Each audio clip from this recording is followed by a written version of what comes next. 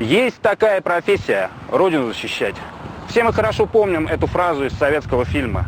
Казалось бы, так просто. Одна из профессий. Но есть нечто, что выделяет эту профессию из числа других. И это не только та опасность, которой подвергают себя офицеры. Есть множество опасных профессий. Но защита Отечества является первым условием для существования мира. Поэтому можно сказать, что профессия офицера первая среди равных. Но что означает быть офицером? Ежедневно выполнять свой профессиональный долг и ежедневно рисковать своей жизнью ради свободы своего собственного народа. Но быть офицером означает не только быть воином. Нужно обладать лидерскими качествами для того, чтобы повести за собой в бой остальных. Офицерская честь, офицерское братство. Эти выражения у всех на слуху. Но что на самом деле эти слова значат для тех, кто решил посвятить свою жизнь служению Родине? Наша программа о таких людях. Наши герои – офицеры России. Наша съемочная группа отправляется в Гудермес, в место дислокации 4-го батальона полка имени Ахмада Хаджи Кадырова, на встречу с комбатом Межидом Уцмиговым.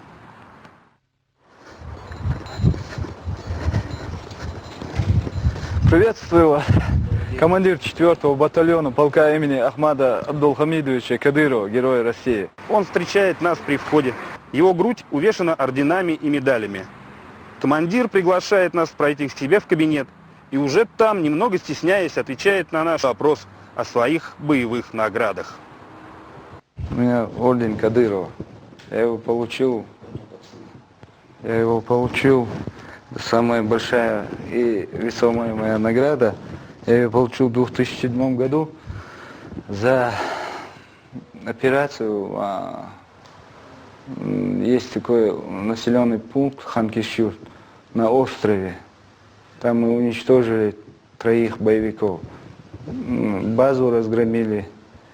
За это я ее получил. Эмир их группы был с этого села. Продукты им поставляли отсюда.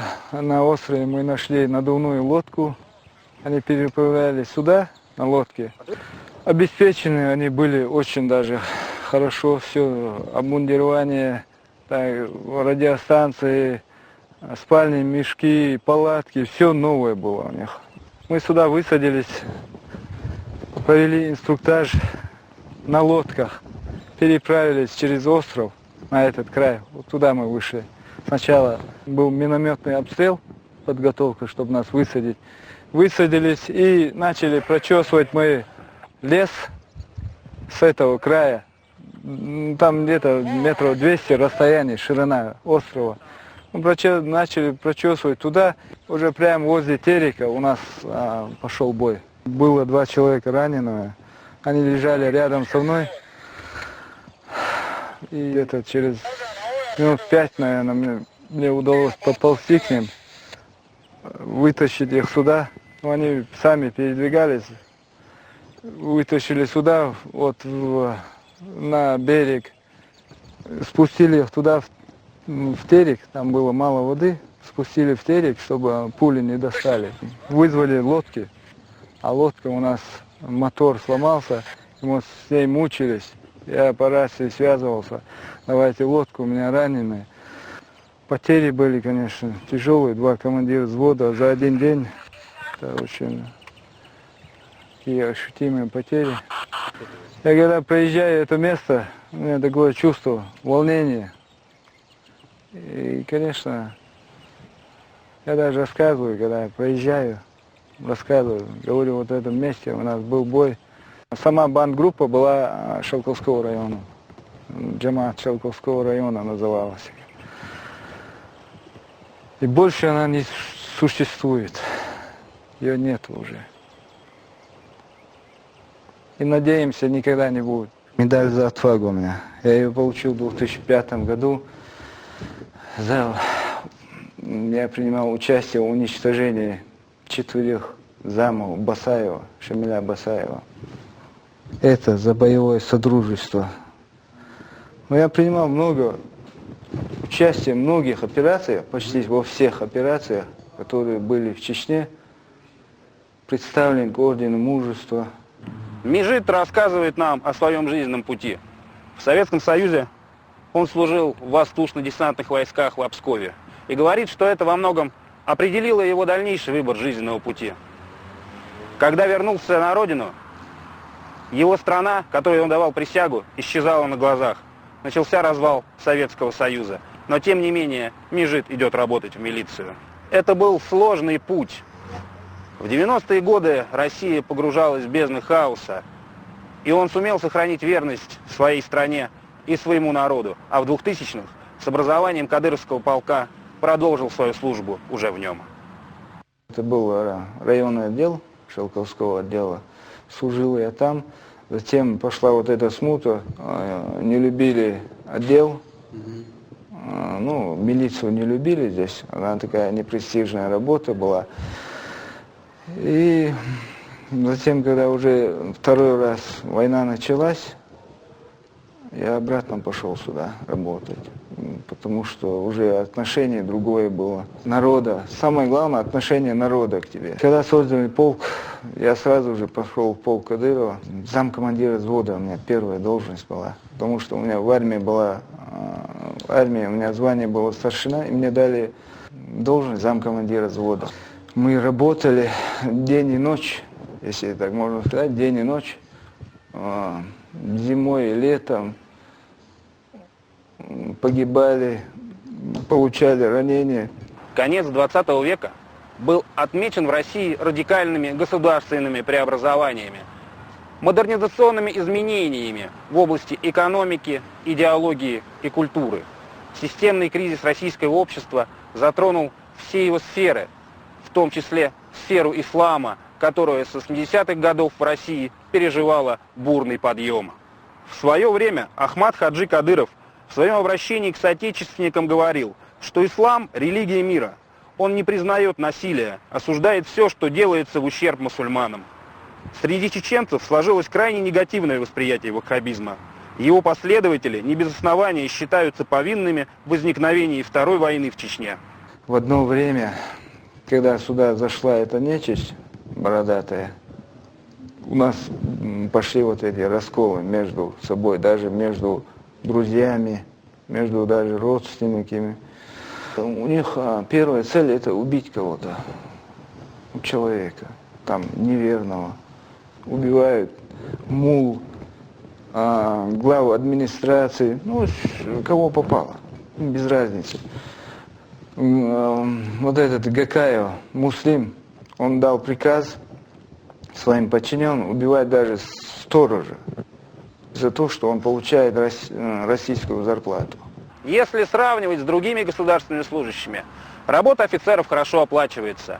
Существуют различные привилегии в виде государственных квартир, санаториев, бесплатной медицины.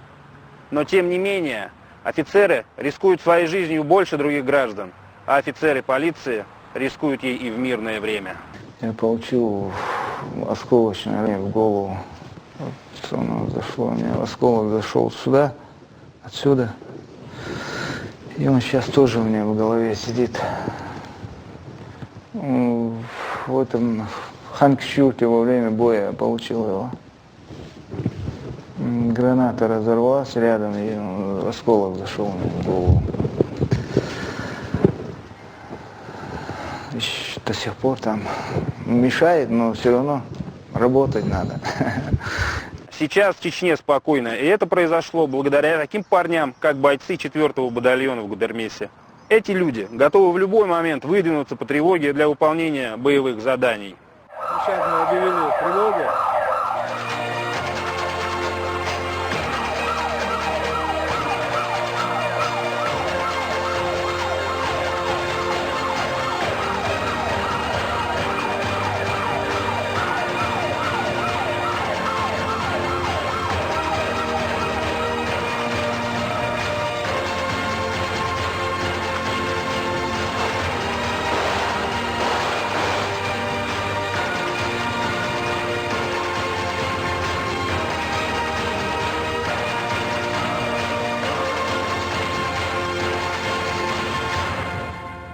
Два боевика обезврежены.